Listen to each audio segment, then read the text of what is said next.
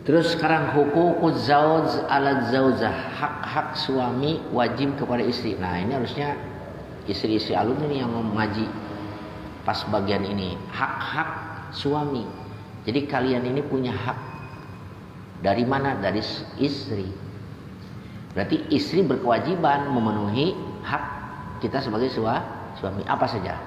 Ala zaujati, wajib atas si istri ta'atuz zauj, mentaati suami, fi kulima, dalam setiap perkara, tolaba minta itu zauj, minha dari zaujah, mimma dari sesuatu, la maksiata tidak ada maksiat fi dalam ma, wa qad warada sungguh telah datang, bi ta'zimi haqqiz zauj, di dalam mengagungkan hak suami, alaiha atas mar'ah, apa ahbarun kasiratun, hadis-hadis yang banyak. Qala saya salam ayyumam ra'atin, siapapun wanita matat mati, wajauduha sedangkan itu suaminya, anha dari itu istri, radin ridho, dakhalat maka masuk man al jannata. Wa qala saya salam tidak salat, di mana salat siapa al mar'atu perempuan, khamsaha yang 5 waktu, wasomat dan puasa itu istri, syahroha bulannya istri, wahafidot menjaga istri, farjaha kemaluannya istri, wa atoat dan taat itu istri, jaujaha suaminya, dakholat maka masuk man jannata rabbiha, surga Tuhannya. Qala Ibnu Abbas, atat datang siapa imra'atun, seorang perempuan, min khas'am ila Rasulullah, faqalat, ini aku imra'atu ayyimin, perempuan janda, wa uridu berhendak an atajawaja menikah, fama hakuz zauj, apa hak seorang suami? Qala inna min haqqiz zauj, sesungguhnya sebagai dari haknya suami ala zaujah, ida aroda di mana menghendaki itu suami hak akan zaujah, paro wadaha an nafsiha, paro wadaha lalu menginginkan suami hak akan nafsiha, wahia sedangkan itu wanita ala dhuhri ba'irin, di atas punggung unta, la tamna'u tidak menolak itu si perempuan hu akan suami. Nah ini ya, kewajiban suami istri ala zaujah, wajib bagi istri mentaati suami, fi kulli ma talaba minha, dalam setiap apa yang diminta oleh suami. Tentunya mimma la maksiat, tapi permintaannya tidak mengandung unsur maksiat. Nah, di sini banyak sekali ya hadis yang mengungkapkan tentang betapa besarnya haknya suami dari istri. Di antaranya ini, ayyumam ra'atin, siapapun wanita yang mati sedangkan suaminya ridho. Ridho itu apa? Ridho selama dia menjadi suaminya. Ridho aja rela, merasa disenangkan oleh si istrinya, maka dipastikan itu istri akan masuk surga terlebih dahulu. Tapi kalau suami begini, alhamdulillah istriku mati. Kenapa alhamdulillah, Pak? Aduh, saya selama beristri dengan dia, ya. Jadi apa dah? Sengsara, ngebatin terus. Jadi malah bergembira, berarti apa? Selama dia menjadi suami, suami tidak pernah dirasa disenangkan olehnya. Wa qala sesam idza sholatil mar'atu, di mana-mana wanita salat akan 5 waktu, wa shamat sahroha dan puasa di bulan Ramadan, wa hafidhat farjaha dan si istri itu menjaga kemaluannya, wa ata'at zaujaha mentaati suaminya, dakhalat jannata rabbiyah, dia akan masuk ke dalam surga Tuhannya. Salat 5 waktu, puasa di bulan Ramadan, jaga kemaluan, taati suami, udah surga sudah di hadapannya. Gitu. Ya. Kemudian ada lagi seorang wanita yang bernama Imratu min Khas'am, datang kepada Rasul mengadu, ya Rasulullah, inni mar'atun ayyim wa uridu an atajawaja. Aku ini seorang perempuan janda, mau menikah. Kira-kira apa ya hak suami yang harus dipenuhi oleh seorang istri? Dijawab Rasul, inna min haqqiz zauj ala zaujah. Sesungguhnya sebagian dari hak suami wajib dipenuhi istri, idza arada farawadaha nafsiha, di mana seorang suami ingin menyetubuhinya, walaupun si istri itu berada di atas punggung unta, la tamna'uhu, jangan menolaknya. Pernah nggak kalian pengen oleh istri ditalak? Nggak mau. Alasannya capek lah, inilah, itulah. Wah, itu dilaknat oleh malaikat sampai subuh. Mas Unon belum pernah ya? Belum pernah. Nanya jangan nama Onon. Mimpi kali. Ya, nggak mau. Jadi disinilah istri sebenarnya kalau di telaah, istri itu kewajibannya cuma satu, Mas. Yang kewajibannya, asalkan tahu, tidak menolak, atau kewajibannya mengikuti, mentaati suami. Manakala suami pengen, kapanpun, dimanapun harus mau. Itu kewajiban pokok. Sebenarnya suami itu cuma itu, minta kepada istri itu. Yang harus dituntut itu cuma itu. Masalah masak, nyuciin baju, nyetrikain, itu bukan kewajiban istri. Istri mah tiduran, nggak pakai celana, itu. Nah, pas dibuka oleh suaminya sudah tidak lagi bercelana, setuhi mau, udah itu sudah taat. Udah sholat di kamar rebahan. Kok kamu rebahan terus? Ya saya siap dipakai sama abang kapan dulu. Itu kan banyak masak kek, ini kek, ya. Nah, abang, itu bukan tugas istri. Bukan tugas istri itu. Jadi jangan suka nuntut itu sama yang macam-macam. Ya kalau bukan kewajibannya jangan dituntut. Nggak ada hak untuk menuntut. Kalian itu punya hak untuk menuntut yang berupa kewajiban. Makanya di rumah mah tidak terlalu ya ke Umi gitu. Ayo makan, siapin nasi. Ngapain? Kos raja wae. Ada bukan? Seringnya ambil sendiri. Ambil makan sendiri. Kalau nggak ada apa-apa, goreng telur kayak nyuruh beli sana. Ya, karena bukan kewajiban.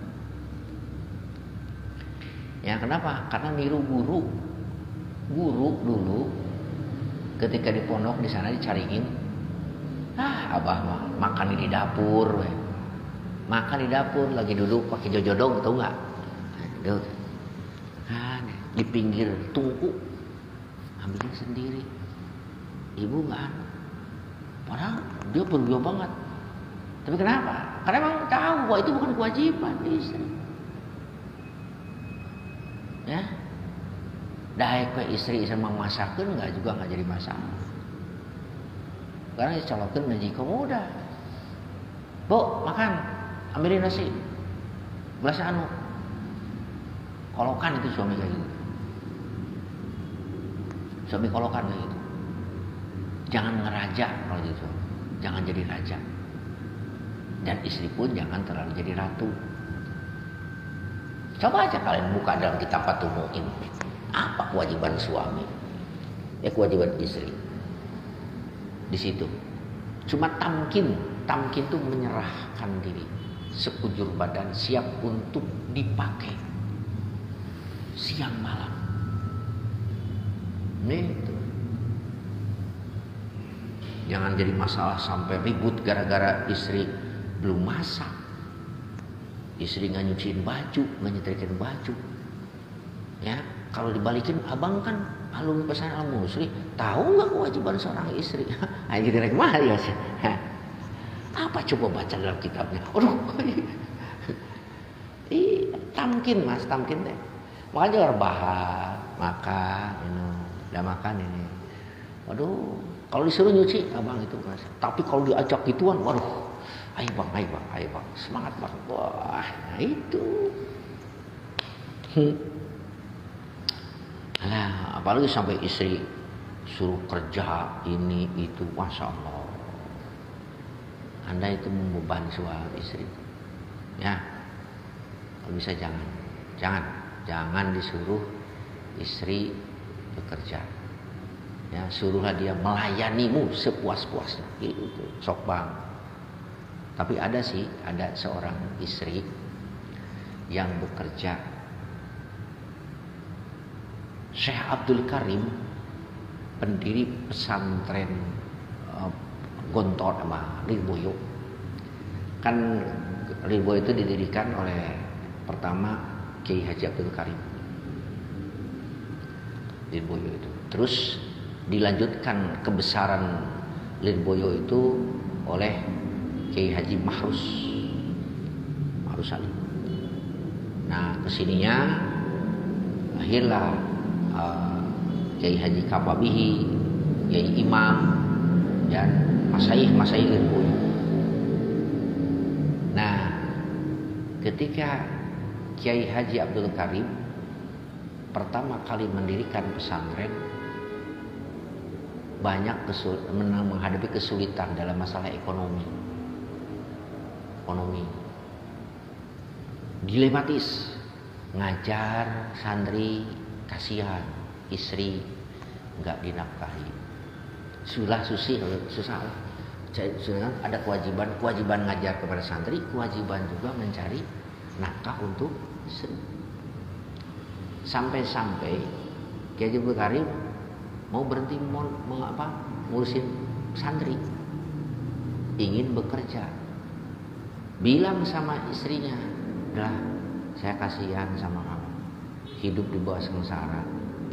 Saya nggak akan ngajar santri sebelum mendapatkan rezeki yang cukup lah." Apa jawaban istrinya? "Mas, bang, gitu ya, kalau abang niatnya seperti itu, kembalikan saya kepada kedua orang tua saya. Ceraikan saya." Kaget. Maksudnya gimana? "Mas, ngajar saja ya. Urus santri. Biar saya yang cari kerja." Sampai istrinya yang jualan batik.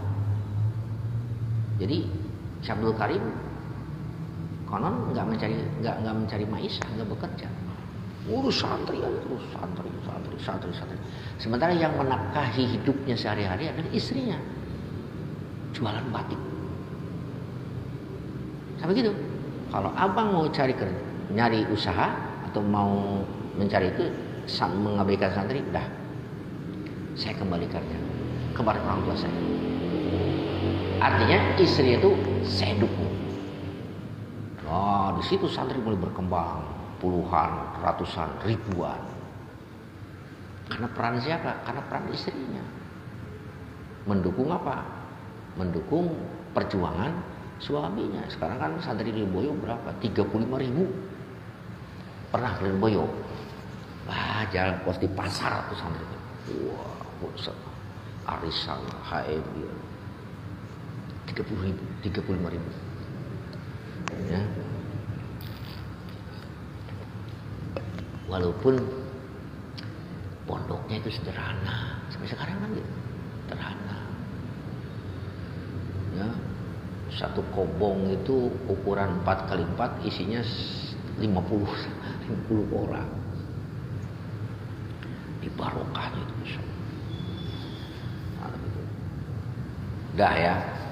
Wa min haqihi, dari haknya suami, alla tu'tiya, tidaklah memberi itu si istri syai'an sesuatu min baitihi, dari rumahnya, illa biiznihi, kecuali dengan izinnya.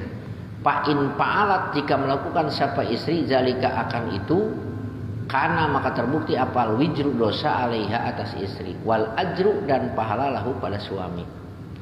Awas, sebagian dari kewajiban seorang istri, jangan sekali-kali memberi sesuatu apapun dari rumahnya kepada yang lain. Gak boleh. Kecuali dengan izin suami. Termasuk istri gak boleh ngasih uang kepada orang tua. Orang tuanya, yaitu mertua kita. Gak boleh ngasih apapun kepada saudara-saudaranya. Kecuali dengan apa? Izin suami. Bang, saya mau ngasih ibu, bapak, mau ngasih adik. Boleh gak? Boleh. Itu udah kamu. Silakan.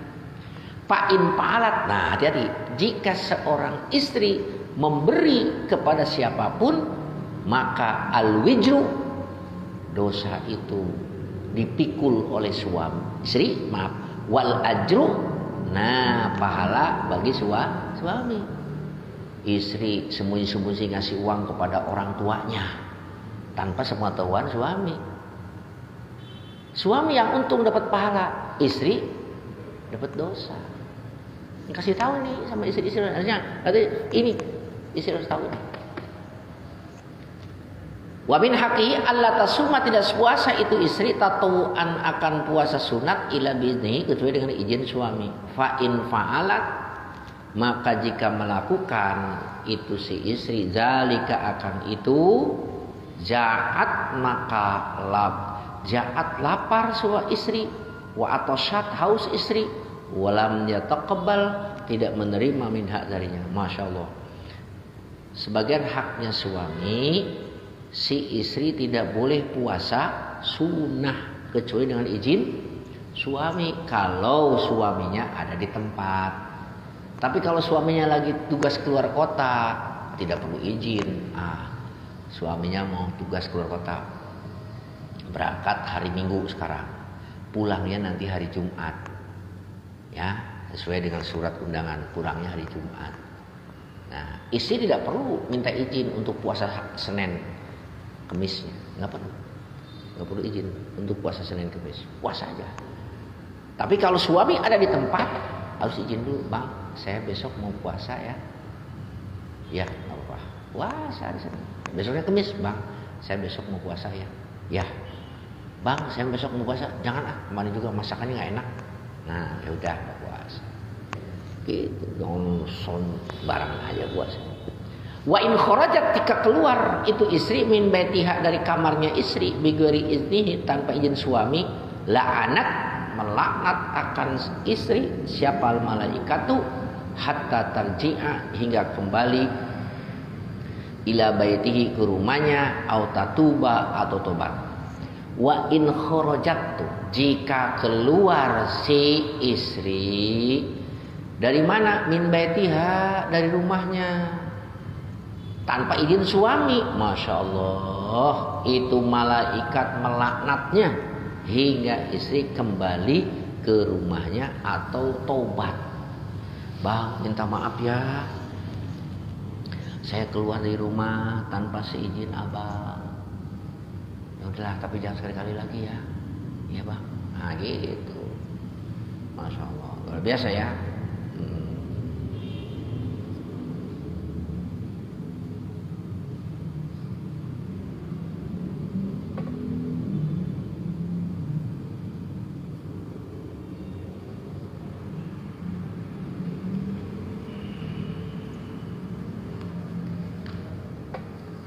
Ya, dikit lagi.